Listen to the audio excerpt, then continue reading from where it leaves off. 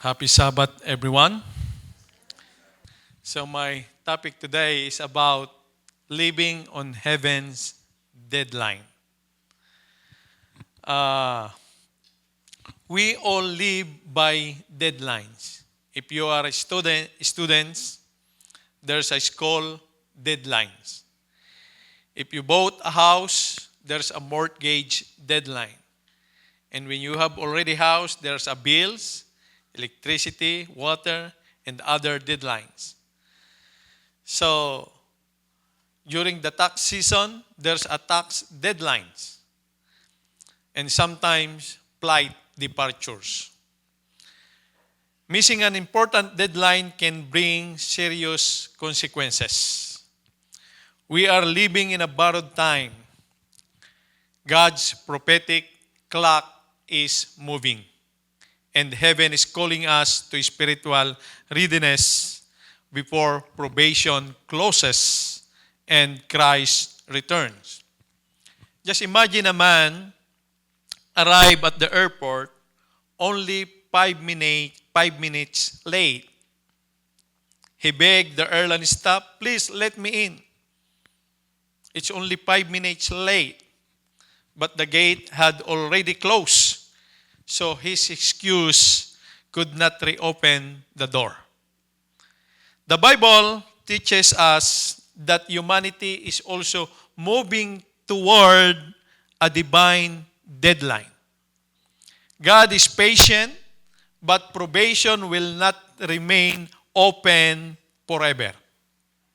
Okay? In Ecclesiastes chapter 3, verse 1, there is a special time for everything. There is a time for everything that happens under heaven.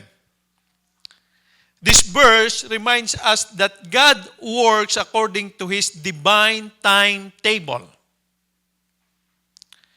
Just as there is a time to be born, time to plant, time to harvest, and there is also a time of grace, time of repentance, and time for spiritual preparation, and that time will not last forever.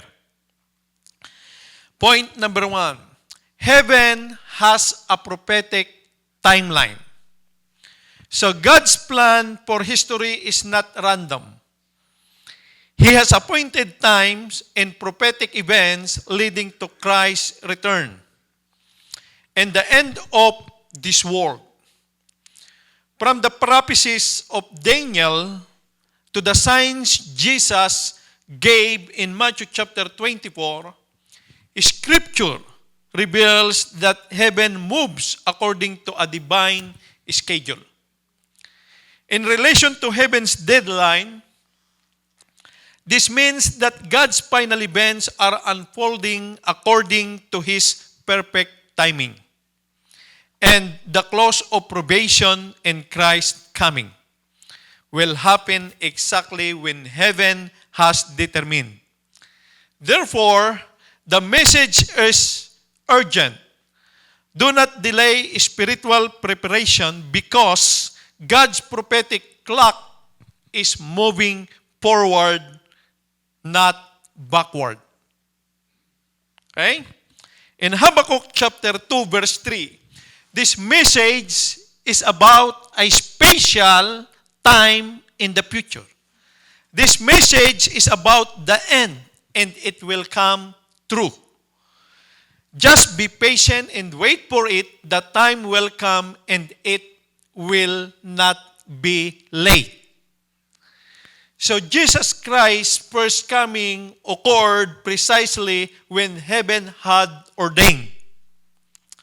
He was born in Bethlehem as foretold in Micah chapter 5, verse 2. Entered Jerusalem as prophesied in Zechariah chapter 9, verse 9. And even His sacrificial death fulfilled prophetic timing. This reminds us that God is never early or late. He is always on time. In the same way, Jesus' second coming will also happen according to heaven's schedule, not human predictions or calculation. Jesus came the first time exactly on heaven's schedule. He will return the second time on heaven's timetable. Our task is not to predict the day, but to prepare ourselves for His coming. Okay? The Desires of Ages, page 106-33 says, there is a day that God had appointed for the close of this world's history. This gospel of the kingdom shall be preached in all the world for a witness unto all nations, and then shall the end come. So we must stop living as if there is unlimited time to repent, because the Bible makes it clear that human life is uncertain and spiritual opportunity is not permanent. Others says, life is fragile. Handle with prayer. See? Okay.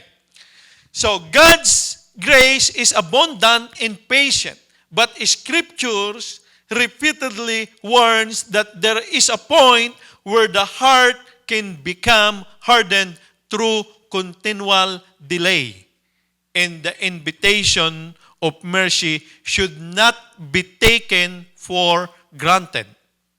Point number 2. God gives warning before the deadline. God always reveals His warnings before judgment, giving people time to repent and turn back to Him in mercy. These warnings shows that His deadline is not sudden destruction, but a final act that comes only after repeated opportunities to respond to His grace.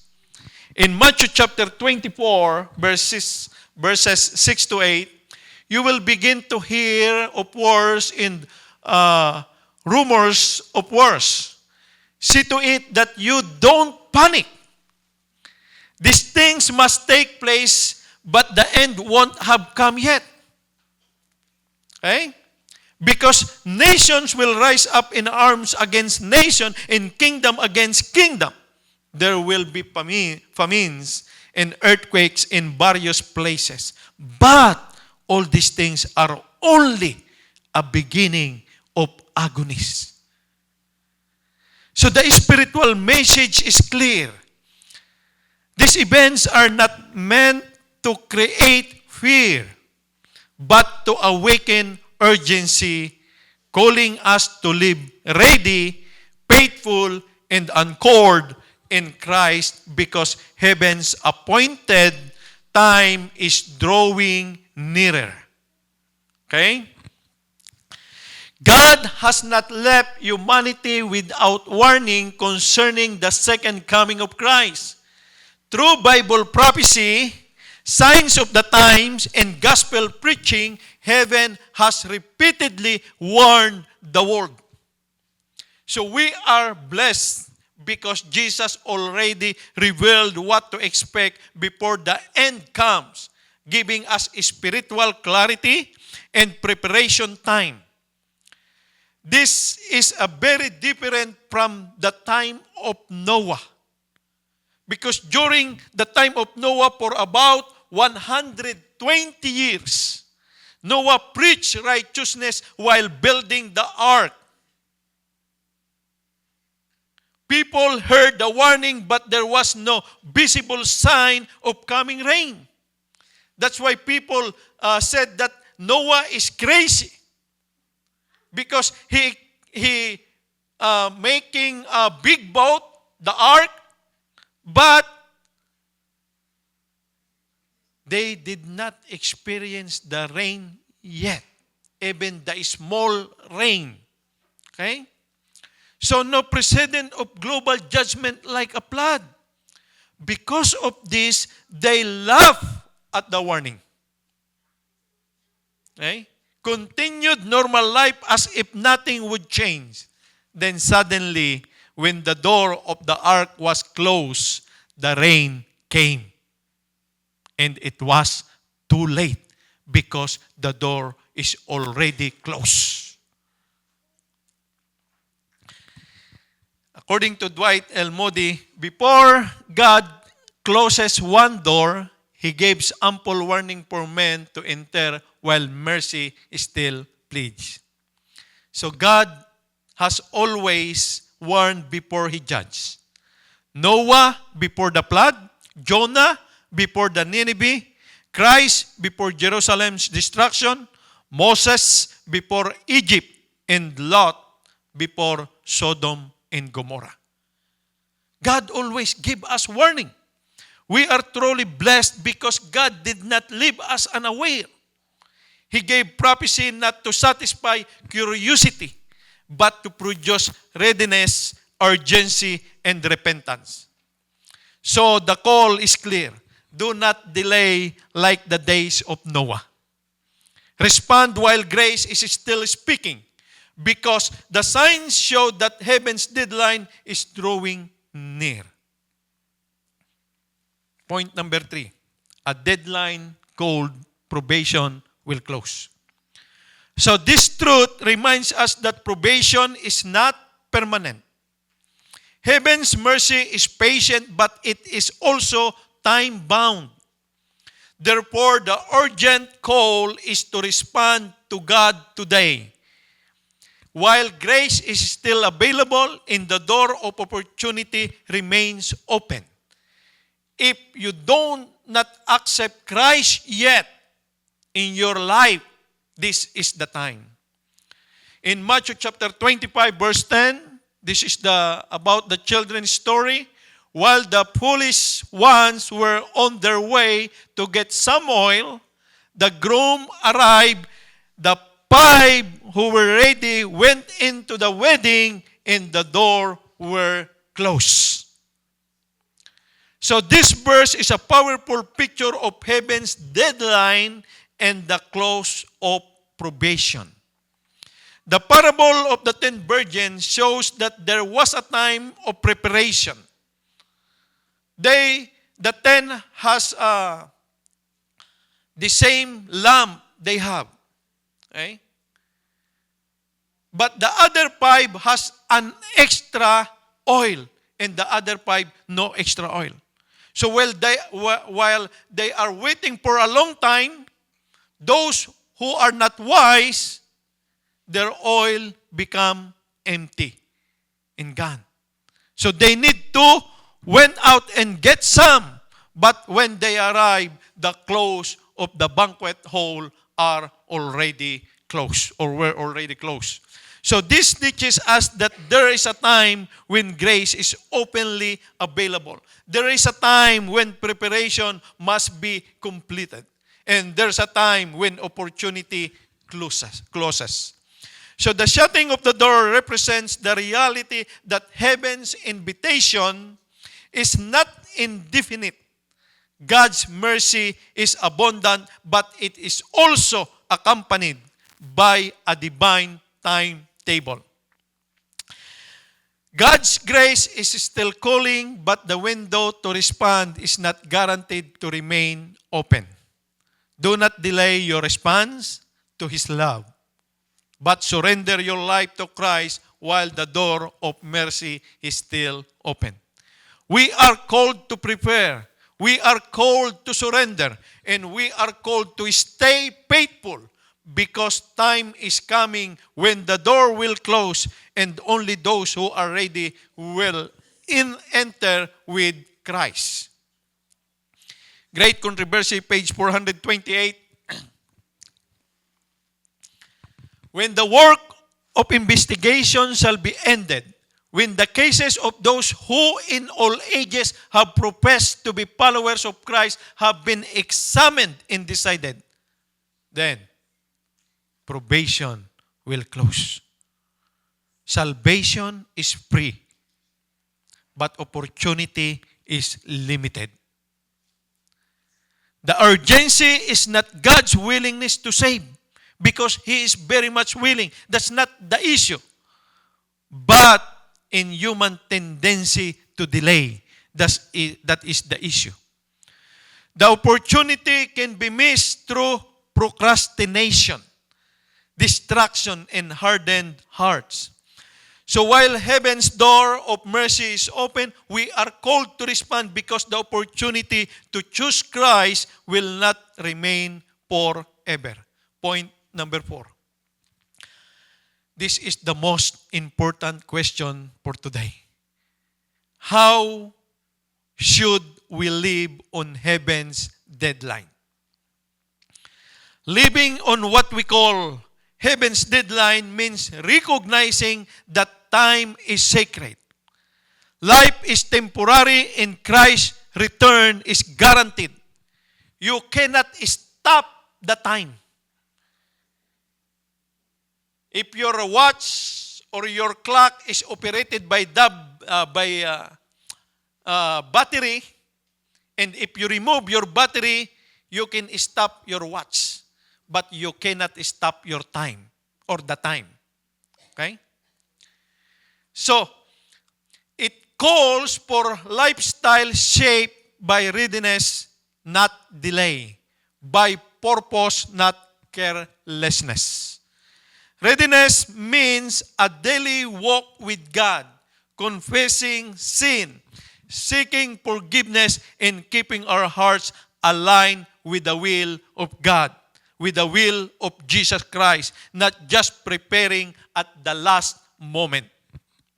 Okay? Here's some suggestions to live in heaven's deadline. Number 1, live in constant readiness. Be spiritually awake. Second, live holy. Character preparation matters. Number 3, we are not merely waiting for Jesus. We are working for Jesus.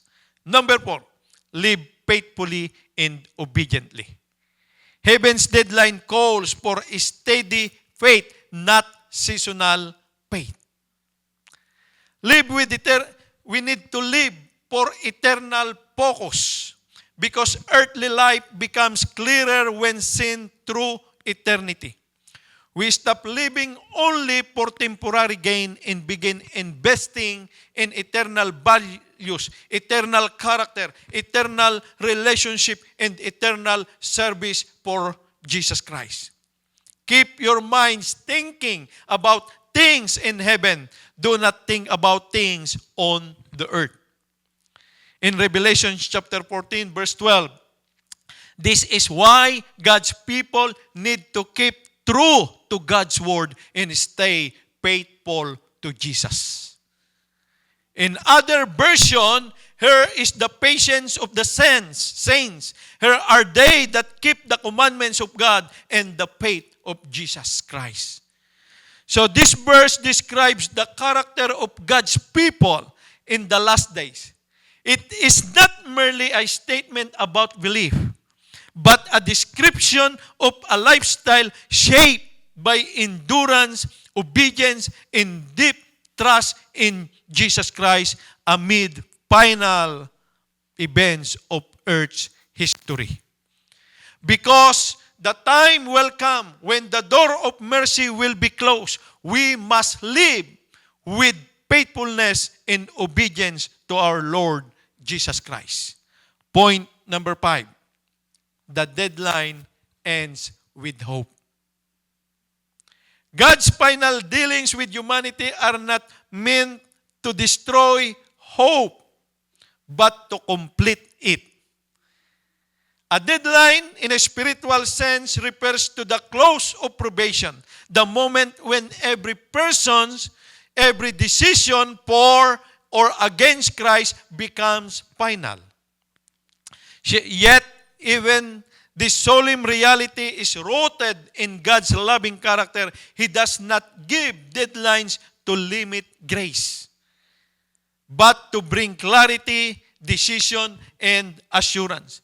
God's final call is not designed to close the door of mercy in despair, but to lead His people into the certainty of salvation in Christ. For those who respond to Jesus now, the end of probation is not a tragedy. Right? It is the beginning of eternal hope fulfilled in the presence of God. Here's the proof in Titus chapter 2, verse 13. We are to be looking for the great hope and the coming of our great God and the one who saves, Christ Jesus. So the great hope, the blessed hope, is not earthly success or comfort, but the assurance that Jesus Christ will return soon. Evil will be ended. God's people will be delivered. Eternal life will be fulfilled. So the Christian life is not only about where we are now, but about who is the King coming soon. And because Jesus is coming, we live today with holy anticipation, faithful obedience, and joyful hope. Because we are living on heaven's deadline, the signs are increasing. The invitation of grace is still open, but not, take note, but not forever. This means that salvation is still available. Forgiveness is still offered, and transformation is still possible right now. The signs reminds us that time is moving forward. Grace reminds us that God is still calling. And wisdom tells us to respond while the invitation is still open. The clock is ticking. Human history is moving toward God's prophetic climax, and the return of Christ is drawing nearer each day. The clock is ticking does not mean setting dates for Christ's returns, but recognizing that time is limited and probation will not remain open forever. Every fulfilled prophecy, global unrest, moral decline, disasters, and the worldwide preachings of the gospel reminds us that the earth's final moments are approaching. It will be close soon. Here's the summary of the message today. Heaven's deadline is God's loving reminder for us to stay awake spiritually and not become careless. Reminder to prepare spiritually before it is too late. Reminder to live missionally by sharing the gospel. And reminder to live faithfully in obedience to Christ. The clock is ticking on heaven's deadline. Not to create fear, but urgency. If there is sin, to surrender. If we need our faith to strengthen or our decision for Christ to make, today is the time. Now is the time for salvation. Today, or let today be the day, because tomorrow is never guaranteed and the door of mercy will not remain open forever. Jesus is still lovingly calling your name while the door of mercy remains open. But that door will not stay open forever if there is hidden sin to surrender, a broken relationship with God to restore, or a decision for Christ that you have delayed. Please do not harden your heart or wait for another tomorrow that may never come. Come to Jesus now. Cling to His grace. Live faithfully and be ready for His soon return. Because one day, the last invitation of mercy will be given. Let us give ourselves to Jesus and live Him every day. We must become faithful in our everyday life and trust in God always.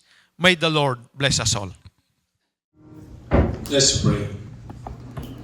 Our most gracious Heavenly Father, thank you so much for reminding us about the soon coming of our Lord God Jesus Christ.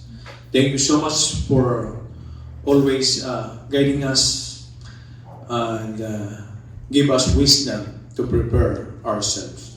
And now, beloved brethren, receive the love of our Heavenly Father, the grace of our Lord God Jesus Christ, and the companionship of God the Holy Spirit be upon us now and forever. Amen. Amen.